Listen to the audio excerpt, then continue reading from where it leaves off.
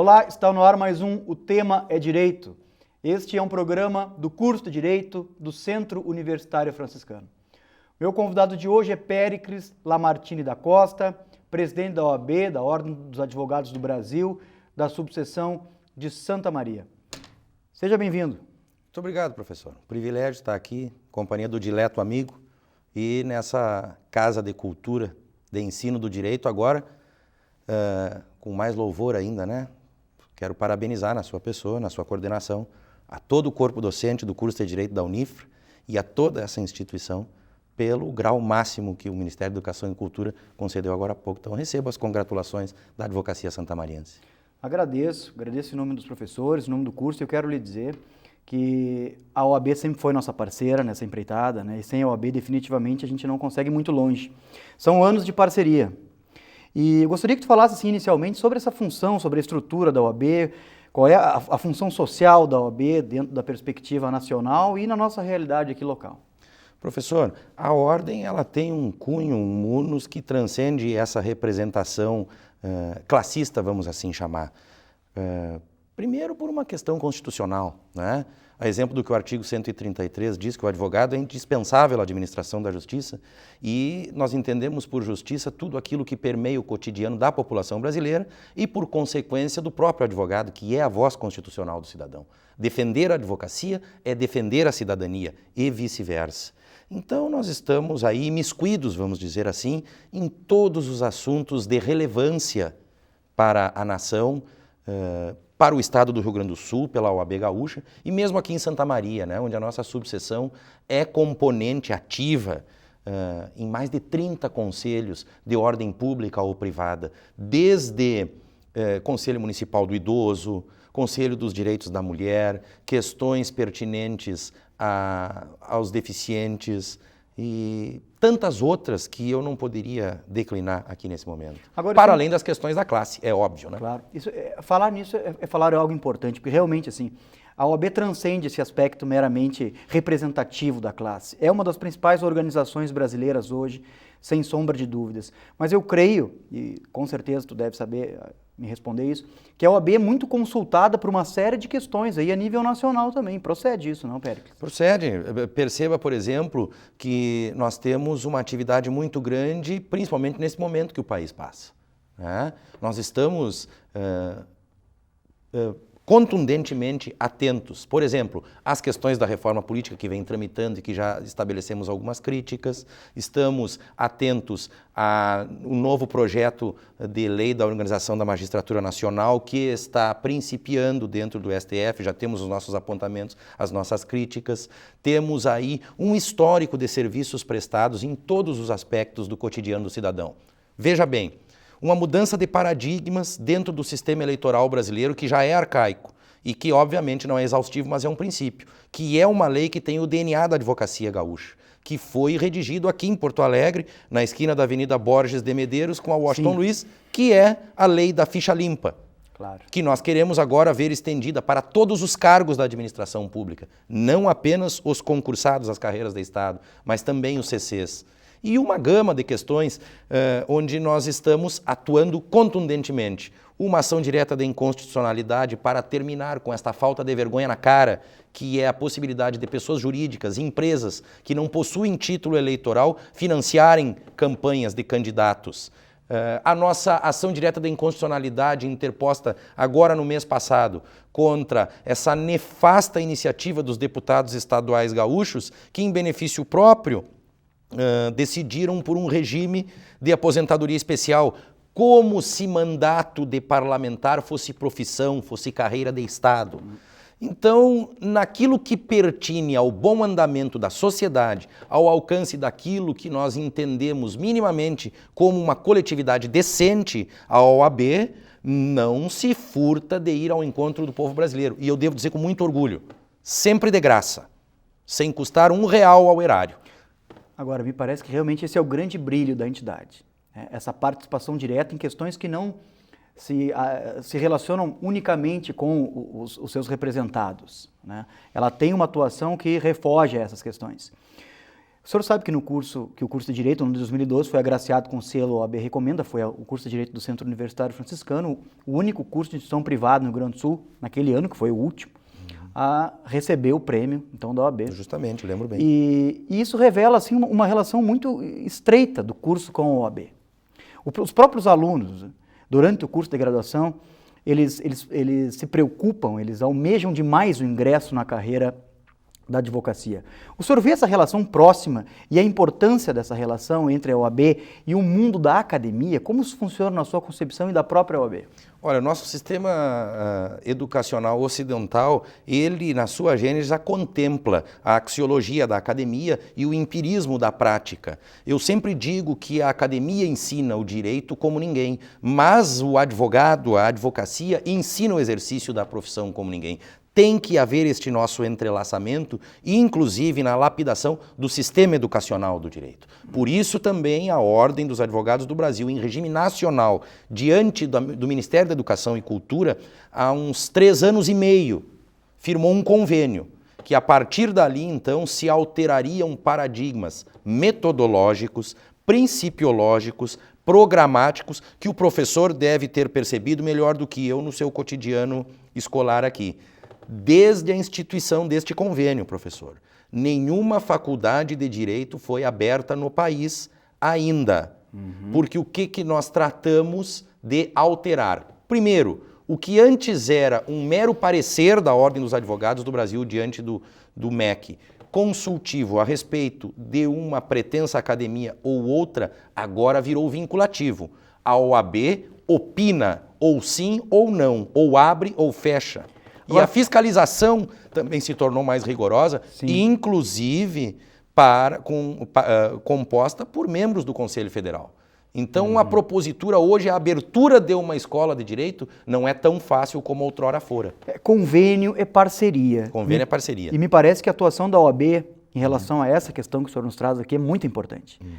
Porque nada justifica o número de cursos de direito que nós temos por aí. Não tenha dúvida disso, é um absurdo. Nós tínhamos escolas de direito no norte do país que funcionavam em salas de cinema. Eu não sei se o senhor tem esse número, mas nós temos mais de 1.200 cursos de graduação em direito no Brasil. É um número muito elevado. Exaustivo para te trazer agora, eu não tenho, até porque durante o tramitar deste convênio, que ainda não encerrou seus trabalhos, né? Durante esse tramitar foram fechadas aí mais de 90 escolas. Por isso, ou isso também justifica e deve justificar a fiscalização que a OAB exerce depois em relação ao graduado. Ou em fase de graduação, digo isso porque hoje é possível realizar o exame da OAB ainda na condição de graduando. Certo. Qual é a posição da OAB em relação à importância do exame? Olha, o exame ele é imprescindível. Nós sabemos que ele é uma ferramenta que ainda não foi apurada à exaustão. Nós não o temos como perfeito, imutável. Tanto é verdade, professor, e acadêmicos, os senhoras e senhores que nos escutam, que presenciaram várias alterações, sempre na senda de torná-lo metodologicamente mais eficaz e, em função do candidato, mais justo. Ainda virão outras alternativas, mas é como eu sempre defendo, o exame de ordem ele é um instrumento, ele é parco, ele é claudicante. Paciência, não vamos dispensá-lo completamente, vamos apurá-lo, lapidá-lo. E mais, sempre na senda de trazer à sociedade, primeiro um advogado, um profissional minimamente examinado e qualificado. O que não podemos é abrir as comportas do direito e lançar, em homenagem à sociedade, em socorro da sociedade, profissionais que não passaram pela mínima aferição, e que vão ser os tuteladores da dignidade, da honra, da saúde, da vida, da liberdade e do patrimônio dos brasileiros. Eu hoje tenho noção que há um setor da sociedade que é contrário, peremptoriamente, ao exame de ordem. Mas eu ouso dizer, professor, que só é contrário ao exame de ordem quem tem um amigo, um parente ou por si mesmo ainda não conseguiu a carteira da ordem. Demais, a sociedade quer profissionais qualificados, examinados e com uma mínima condição de tutelar esses bens imprescindíveis que eu lhe falava. Me parece que essa peculiaridade do exame estar em transformação, em constante mudança, isso tem que ser ressaltado. Porque o senhor sabe que existem críticas em relação ao funcionamento do exame. Ou Professor, da forma o senhor é como um ele examinador, sabe melhor do que eu da dificuldade que era examinar o apuro técnico de alguém, a proficiência. Então, esse constante apurar, este constante proceder na senda do aperfeiçoamento, que é uma quimera, é de qualquer sistema educacional e de exame, né? Então, eu quero lhe dizer o seguinte, que este processo jamais vai se encerrar, até porque as alterações podem ser que tragam até retrocessos no sistema de exame. Mas assim, nas reuniões que tu tens participado assim, na OAB, em Porto Alegre, a nível nacional, tu poderia nos adiantar qual é o próximo passo do exame da OAB agora? Tu terias, né, condições de dizer isso? Se vem se trabalhando nessa questão? Te dou um exemplo lá de uma prova oral, por exemplo. Tu achas que é chegada a hora? Ou vai para esse caminho, não vai? A prova oral eu acredito que seja uma quimera um pouco distante, embora eu não possa dispensá-la. Veja bem, a minha condição de parte do executivo não trabalha, né, e não opina com relação nessas questões de legislação interna. Mas eu vejo um movimento muito grande em direção à limitação do número de exames por candidato. Há dentro da OAB setores, principalmente oriundos das academias, porque nós temos vários advogados, membros da Ordem dos Advogados, que estão imiscuídos nas academias, que querem limitar o número de exames a que um candidato pode se submeter. Após isso, ele pode fazer qualquer outro concurso que o bacharelado, sem um tempo mínimo de advocacia, permita. Ou então, que retorne aos bancos acadêmicos. Eu vejo isso como uma alteração bem possível, não estou aqui afirmando que ela virá a efeito, né, mas bem possível num futuro não muito distante. Já existem países, principalmente na Europa, que adotam esse sistema. Nós conversávamos antes do programa, a Alemanha é um país que adota esse sistema. Com esta alternativa, inclusive, que nós tratávamos agora. Depois de 3 exames da ordem lá, o candidato não pode mais submeter a nenhum. Me parece que isso também é uma valorização da profissão, né? Porque o sujeito não pode... Se ele passar no 10º ou no 15º, ou se ele não passar em nenhum desses, aí o que ficaria mais evidente, me parece que houve uma falha no sistema aí, que muito possivelmente se deva ao próprio candidato. Sem dúvida alguma. É uma questão de fatores, né? De vários fatores. Pode ser o candidato, pode ser a escola de direito, porque como nós sabemos, tem muitas que parcamente funcionam. Pode ser um defeito do exame, nós sabemos. Agora, o que nós temos que entender é que nós temos que construir, como dizem, algo propositivo, mirando sempre o apuro técnico. E para isso, professor, as escolas de direito têm caminhado nesse sentido e no mesmo sentido, o exame de proficiência, que é o quê? Princípios, as questões imutáveis e estruturais do direito, que convenhamos, mais do que leis, mais do que normas ou procedimentos específicos, é bom senso, é gênese da matéria, é gênese da convivência humana. E no exame de ordem, é praticamente certo, como já vem ocorrendo, e vocês devem ter percebido aqui, que nós estamos valorizando cada vez mais as questões sociológicas. Eu acho que esse é o grande salto do exame da OAB, a grande transformação. Eu chamaria isso de humanização do exame da OAB. Ele deixar de se relacionar estritamente a questões jurídicas, técnicas e abrir o leque de possibilidades. Aí. Incluir questões relacionadas à filosofia, à sociologia. Me parece que esse é um grande avanço. Por vezes os alunos não se dão conta da importância disso. Tem um tempo de maturação aí que é importante para as coisas, né, serem bem compreendidas. Proponho um breve intervalo e podemos retornar daqui um pouquinho? À vontade, o comando é seu. Já voltamos, fique conosco.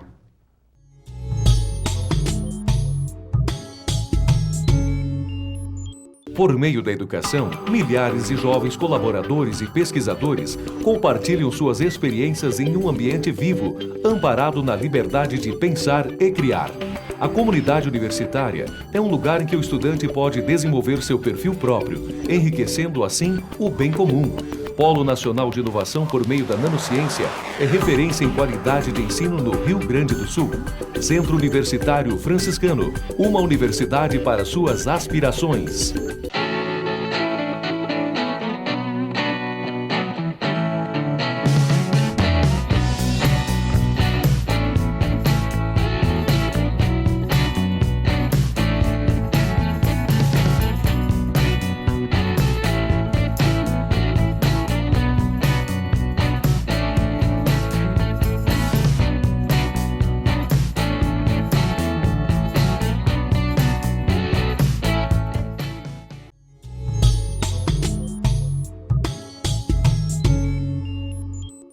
Olá, retornamos com o tema Direito de hoje.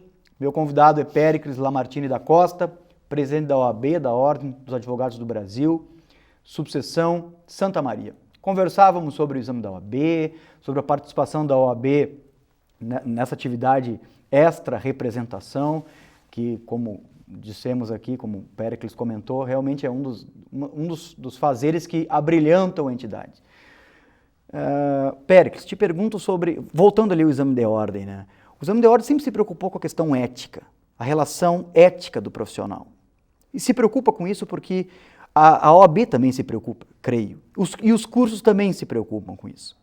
Como é que funciona a apuração de possíveis infrações de ordem ética no ambiente da OAB? Eu acho que é importante falar sobre isso para o nosso telespectador, seja ele aluno de curso de graduação ou não. Nós temos uma cobrança interna muito grande. A ordem, por estas peculiaridades constitucionais, se imiscuindo, e como eu sempre digo com muita franqueza dentro do meu conselho, apontando dedos para as instituições e para organismos externos, precisa, antes de mais nada, fazer o seu dever de casa. E, naquilo que lhe for possível, depurar disciplinarmente os seus quadros. Então, nós temos que ser tão rigorosos ou mais conosco do que com os outros. E nós trabalhamos nesse sentido, somos muito cobrados nesse sentido.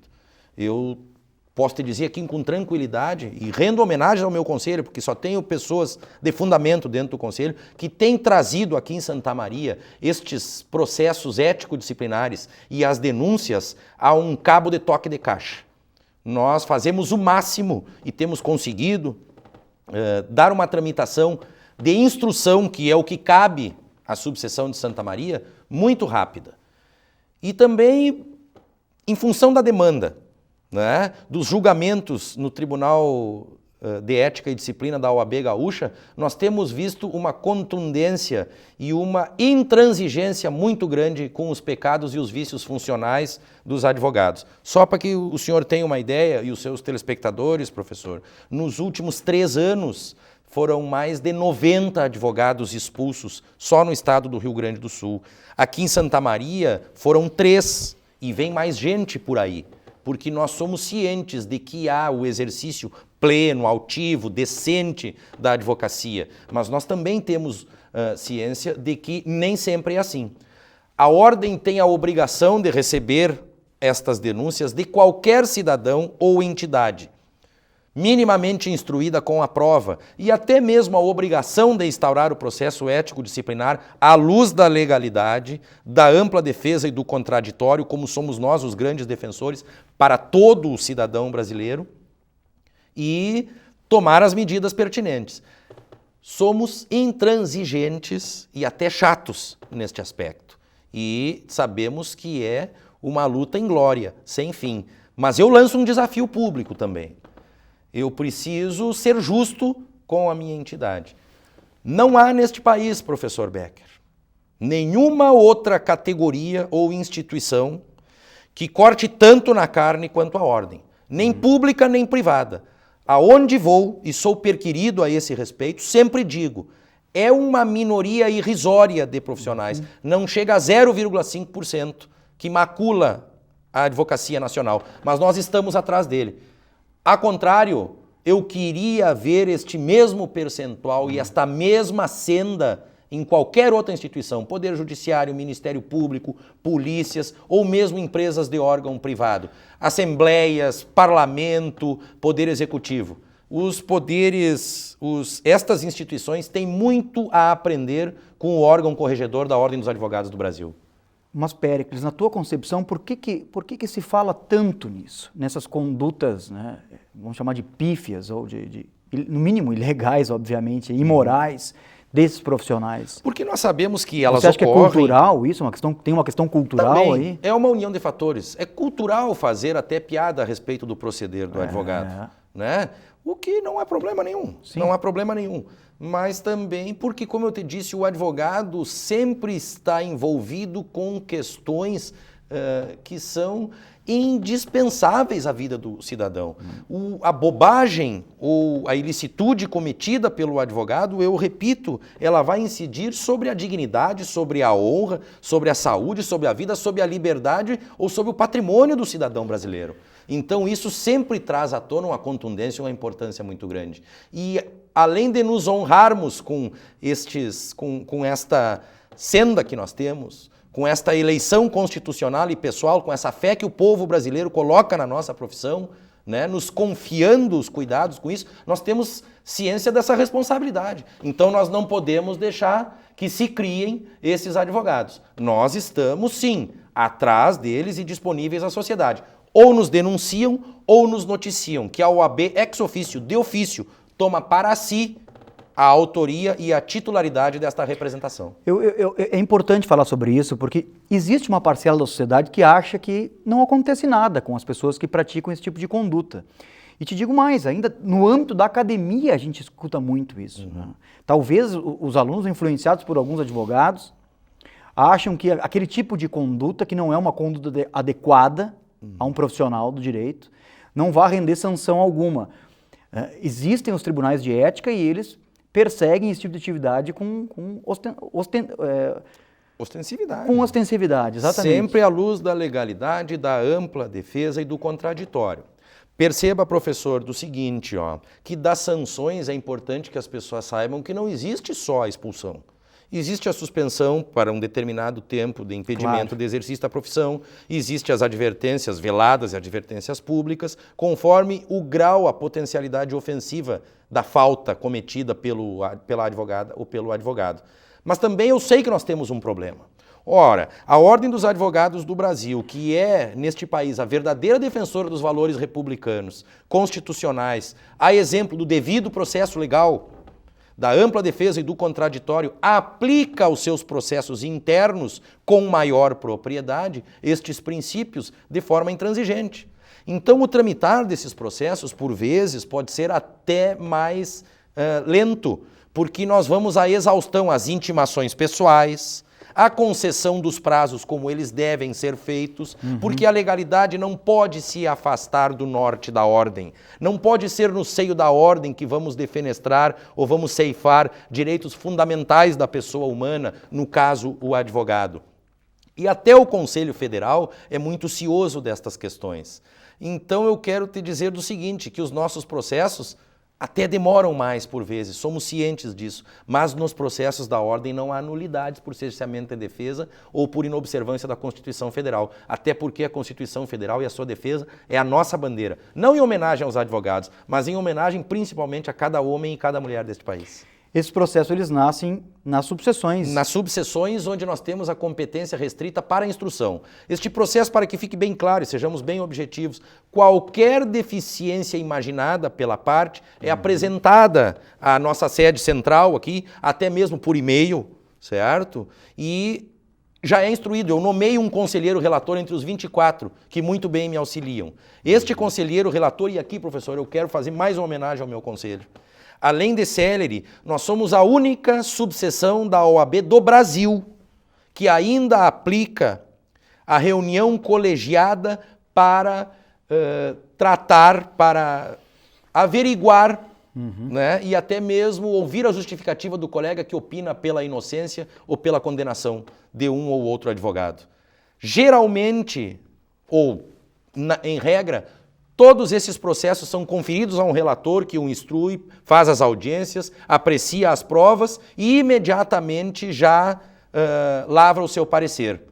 Aqui em Santa Maria, não. Aqui o colega lavra o seu parecer, este processo é amplamente discutido entre todos os conselheiros em uma reunião ordinária que acontece todas as vezes que as pilhas de processos ficam maiores ou menores. E ali, inclusive, os colegas conselheiros têm direito de pedir vista. Então, nada é feito sem a aplicação intransigente e exaustiva, principalmente daquilo que a OAB defende em todos os setores da sociedade brasileira, que é transparência. Essas sessões, elas são públicas ou elas são sigilosas? São sigilosas porque os processos ético-disciplinares tramitam sob o segredo de justiça. Certo. Processo disciplinar, processo administrativo no Brasil não possui código procedimental próprio. Ele usa subsidiariamente o Código de Processo Penal, que assim rege, e o Estatuto da Advocacia, a lei federal, também assim rege. Apesar de que, após as sanções, qualquer cidadão pode ir ao site da OAB,